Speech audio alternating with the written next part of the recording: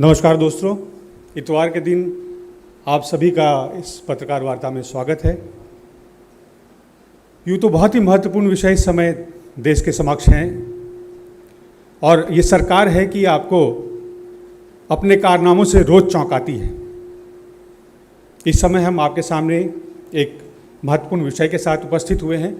इसके बाद 3:30 बजे आपको ज्ञात है कि सरकार ने पवन हंस को औने पौने दामों पर बेच दिया है। उस संबंध में कई चौंकाने वाले तथ्य हमारे समक्ष आए हैं। इस पर हम एक पत्रकार वार्ता करेंगे 3:30 बजे। प्रोफेसर गौरव वल्लभ होंगे। इस समय मैं स्वागत करता हूं अलका लांबा जी का। वो आपको सिलेंडर की जो कीमतें बढ़ी हैं उसके ऊपर अपना वक्तव्य देंगे। अलका जी। आप सभी पत्रकार साथियों को मेरा नमस्कार। आज 1 मई अंतर्राष्ट्रीय मजदूर दिवस के तौर पर मनाया जा रहा है। मैं भारत देश के हर उस श्रमिक मजदूर भाई बहनों को शुभकामनाएं देना चाहती हूँ। और आज ही के दिन 1 मई को बढ़ती महंगाई पूछना चाहते हैं, बढ़ती महंगाई मोदी सरकार का उपहार या वार? ये है क्या? ये मोदी सरकार का उपहार है या वार है? 1 मार्च 2022 को कमर्शियल गैस सिलेंडर 19 किलोग्राम की कीमत 105 रुपये बढ़ाई गई। 1 मार्च 2022 को 105 रुपये। 1 अप्रैल 2022 को 250 रुपये 250 रुपये बढ़ाया गया। और आज 1 मई को कमर्शियल एलपीजी गैस सिलेंडर की कीमत को 102 रुपये 50 रुपये बढ़ा दिया गया। 8 महीने 50 पैसे बढ़ा दिया गया। 8 महीने में अगर आप देखेंगे एलपीजी कमर्शियल गैस सिलेंडर की कीमत को मात्र 8 महीनों में 618 रुपये 50 पैसे बढ़ा दिया गया है।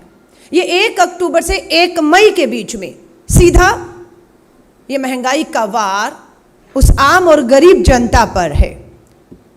देश के प्रधानमंत्री कहते थे जब देश में डॉक्टर मनमोहन सिंह जी की सरकार थी कि हम महंगाई का मां नहीं बोलते हैं। आज आपने उसी महंगाई के मां को मां से मोदी, मां से मार बनाकर लगातार कर रहे हैं गरीब मजदूर जनता पर एक के बाद एक वार। आज चिंता इसलिए और अधिक हो जाती है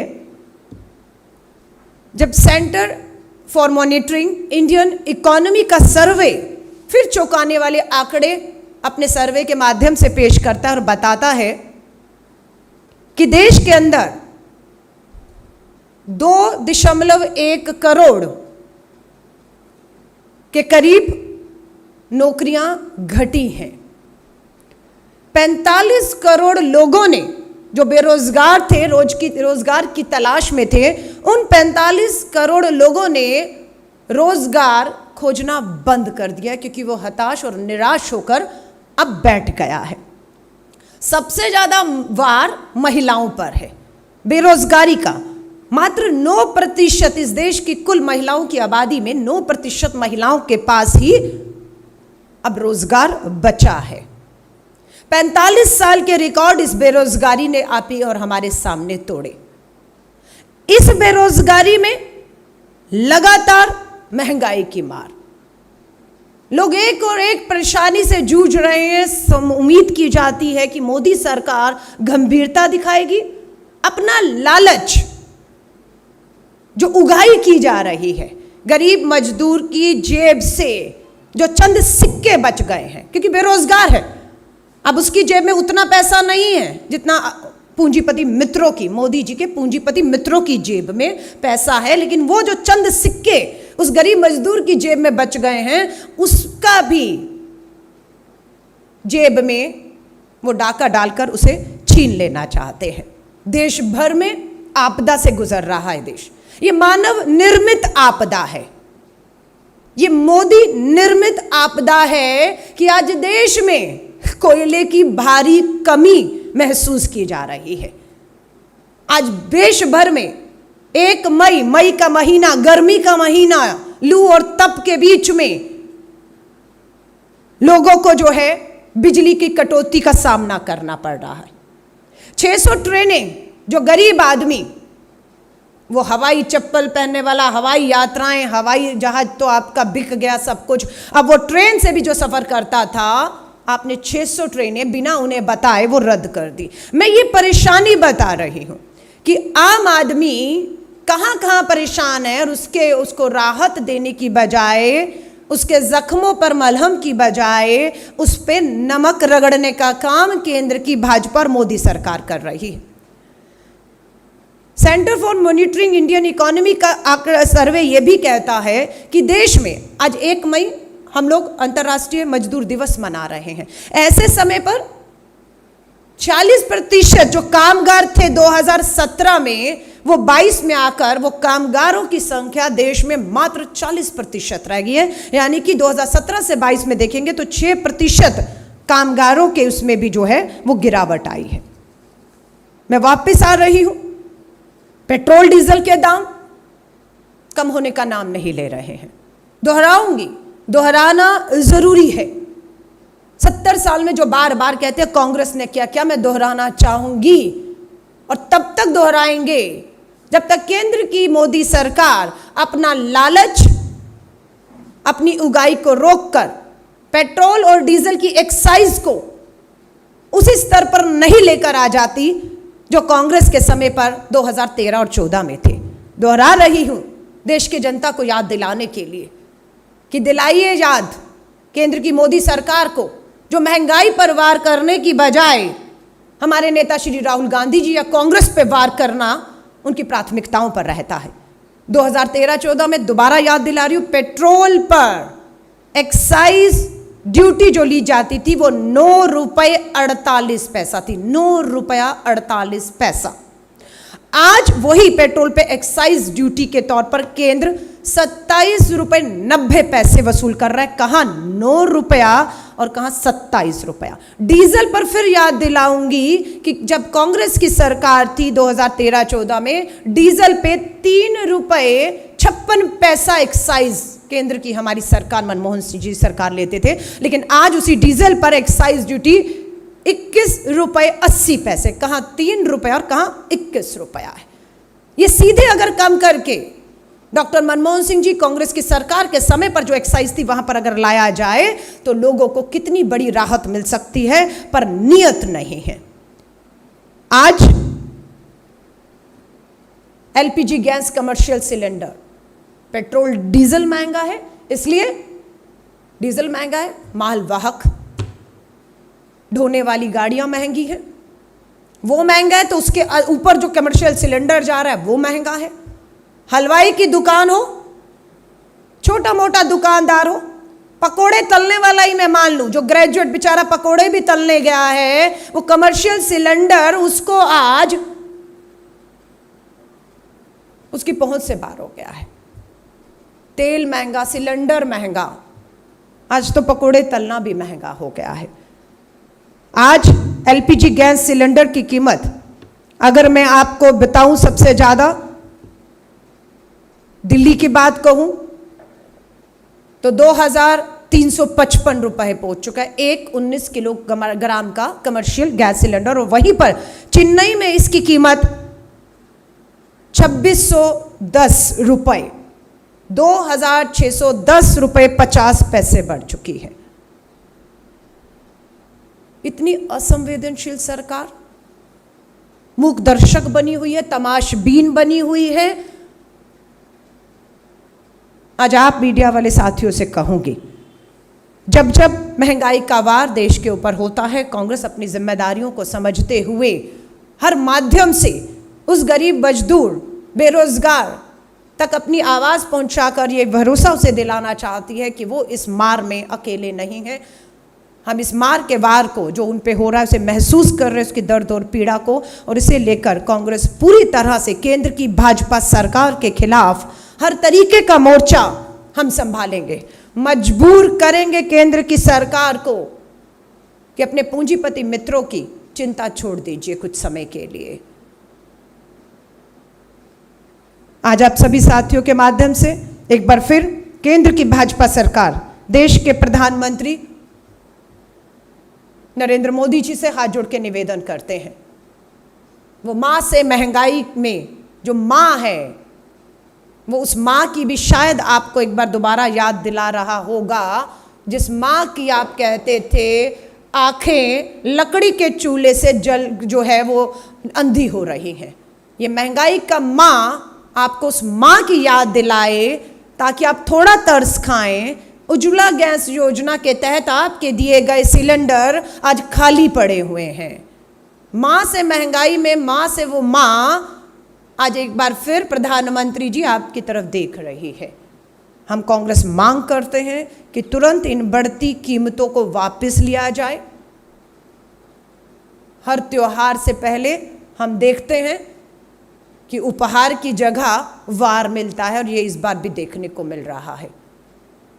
आप सभी साथियों का धन्यवाद करती हूँ। आपका कोई सवाल हो तो उनका स्वागत है। धन्यवाद।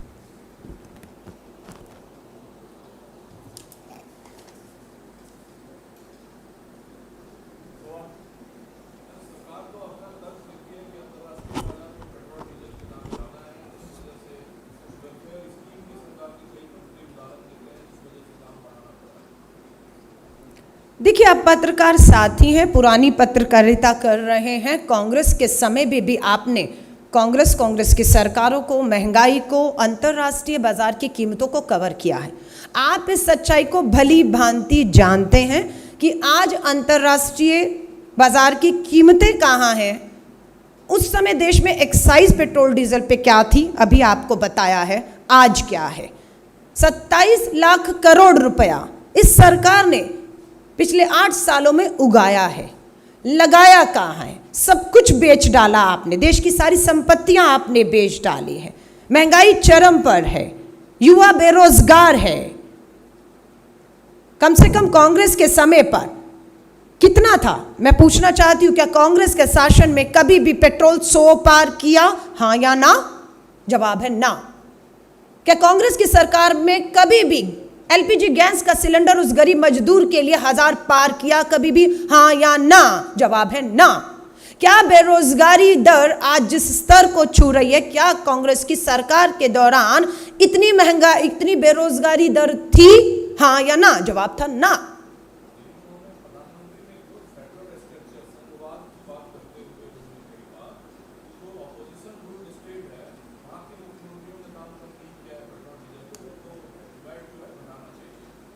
देखिए, कहते हैं ना, दूसरे को उपदेश देना बहुत आसान है। ज़रूरत है देश के प्रधानमंत्री जी, आप अपने और अपने राज्यों के मुख्यमंत्रियों को अपने गिरेबान में झांकने के लिए बोले, उदाहरण पेश करने के लिए बोलिए। आप एक्साइज कम करिए। आपके जो राज्य हैं, सबसे ज़्यादा तो कहते कांग्रेस तो मुक्त हो चुकी है, कांग्रेस खत्म हो चुकी है। फिर आप उम्मीद करते हैं कि 2 हमारी जो सरकारें छत्तीसगढ़, राजस्थान में, वो कुछ नहीं कर रही। इसलिए, और यहाँ तक सुनने को आया, 1947 में देश के प्रथम प्रधानमंत्री पंडित जवाहरलाल नेहरू जी का लाल किले पर दिया गया भाषण आज की महंगाई के लिए जिम्मेदार है।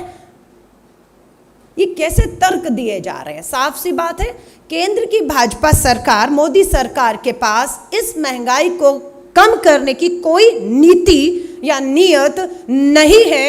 यही एक कारण है कि आज पूरा देश महंगाई के वार को एक के बाद एक झेल रहा है। वो हताश है, वो निराश है, वो घर में सदमे में बैठा हुआ है। और खास तौर से मैं कहूंगी, बेरोजगारी वो आग है जिसके साथ ना खेला जाए तो बेहतर होगा, क्योंकि ये बेरोजगारी की उस आग में महंगाई का तेल डालने की कोशिश कर रहे हैं। बेरोजगारी की आग में महंगाई का आप तेल पेट्रोल की तरह काम कर रहा है। युवा जो है वो निराशा में, अभी एक सेना का भर्ती की इंतजार में एक युवा ने सेना में जाना है, देश की सेवा करनी है, भर्ती के इंतजार में हताश होकर उसने गलत कदम उठा लिया। आज ये प्रधानमंत्री जी को कहूंगी, इसकी गंभीरता को समझिए। ये वार महंगाई का आपको रोकना ही होगा, वरना देश में हालात जो बने उसके जिम्मेदार कोई और नहीं, केंद्र में बैठी भाजपा और मोदी सरकार है, जो इन एजेंडों से भटकाने के लिए आज मुद्दा महंगाई है, आज मुद्दा बेरोजगारी है, आज मुद्दा देश में मानव निर्मित आपदा है, जो मैं संकट आपके सामने बिजली, कोयले, सब चीज़ों का बता रही हूँ। ऐसे समय पर मुद्दों से भटकाकर देश भर में जो सांप्रदायिक राजनीति का आप सहारा ले रहे हैं, अधिकतर चैनल और डिबेट्स में हम देख रहे हैं चर्चा इन मुद्दों पर नहीं, चर्चा उन मुद्दों पर हो रही है जो देश में शांति नहीं, आग भड़काने का काम करें। ये भी एक खतरनाक खेल इस देश में चल रहा है जो हम सब देख रहे हैं। लेकिन हम अपील करते हैं कि इस देश में अमन, चैन, प्यार और भाईचारा, एकता हम सब की आपस में बनी रहे, इसकी अपील भी मैं करती हूँ। धन्यवाद। हाँ जी, हाँ जी।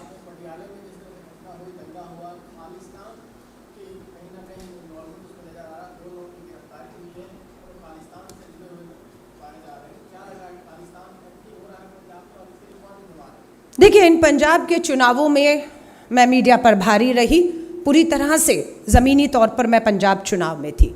श्री राहुल गांधी जी ने जब पंजाब के चुनावों में पंजाब की जनता से अपील की थी कि पंजाब एक सेंसिटिव स्टेट है, पंजाब सरहद से जुड़ा हुआ राज्य है, पंजाब के इतिहास ने बहुत हिंसा और देखी और कुर्बानियाँ दी हैं, हम इसे हल्के में नहीं ले सकते हैं।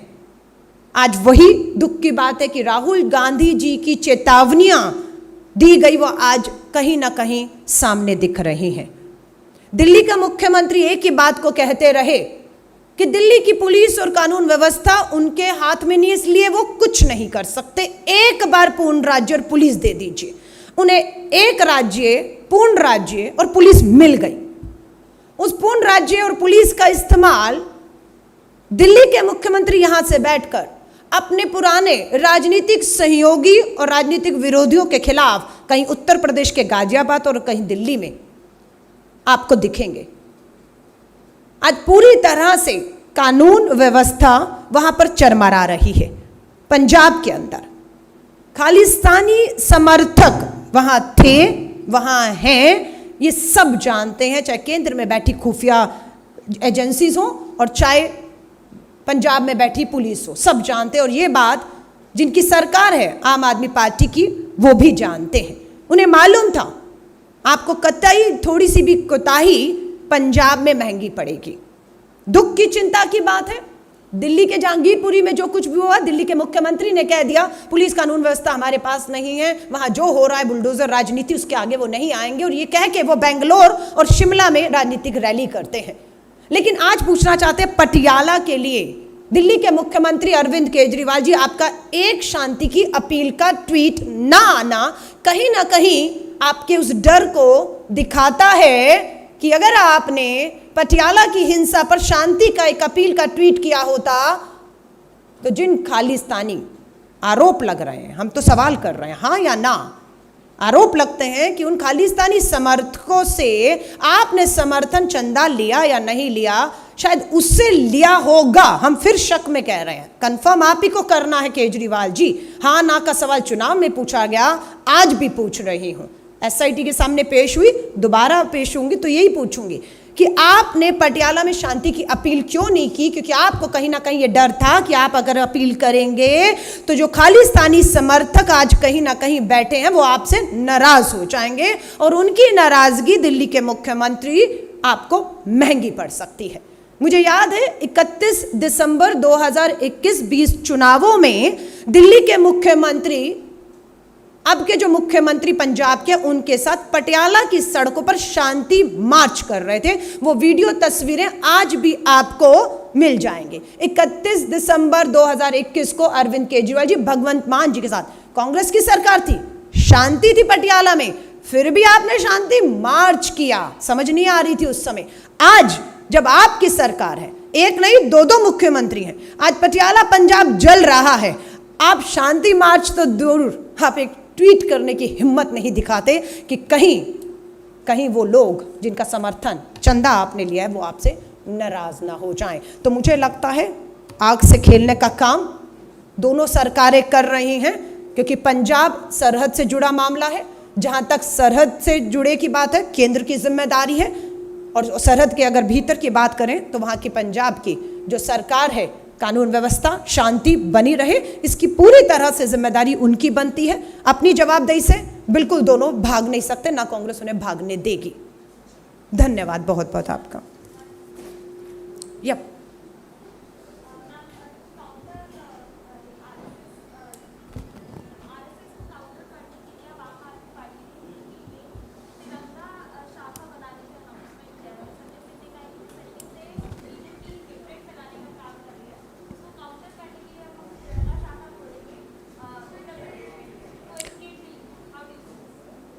देखिए, कल ही मैंने देखा हमारे वरिष्ठ नेता दिग्विजय सिंह जी ने एक के बाद एक ट्वीट करके किस तरह से आम आदमी पार्टी और उनके मुखिया अरविंद केजरीवाल जी का संबंध आरएसएस से है, उसकी सोच, उसकी विचारधारा से है। अगर आप आदरणीय दिग्विजय सिंह जी के ट्वीट को देखेंगे तो मुझे लगता है आपको सारे सवालों के जवाब मिल जाएंगे। आरएसएस को लेकर जो कुछ भी हो रहा है, आज उसका विकल्प बनने की कोशिश एक मॉडिफाइड तरीके से, थोड़ा सा आरएसएस के तौर तरीकों में हल्का फुल्का सुधार कर आम आदमी पार्टी और उसके नेता उसे देश में लागू करना चाहते हैं, ताकि जो आरएसएस से छटके वो ये लोग लपकें। इनकी सोच, इनके तरीके दोनों के एक ही जैसे हैं। वो कट्टर हिंदुत्व की लाइन पर चल रहे हैं, ये बीच की सॉफ्ट हिंदुत्व की लाइन पर चलना चाह रहे हैं। जबकि ये देश धर्मनिरपेक्ष सेकुलर देश है। ये देश संविधान में मिली आज़ादी से चलेगा, ना कि संघ की, भाजपा की ए और बी सी डी जो भी टीमें हैं उनके तौर तरीकों से चलेगा। तो मुझे लगता है आरएसएस के जो भी चीज़ें हैं उन्हें ढकने के लिए आम आदमी पार्टी के नेता ये सब ढोंग और तमाशा कर रहे हैं। और दुख और चिंता की बात है कि ये सारा ढोंग और तमाशा हमारे राष्ट्रीय ध्वज, हमारे तिरंगे, हमारी आन बान और शान की आड़ में किया जा रहा है और अपने गलत कामों को छुपाया जा रहा है। धन्यवाद।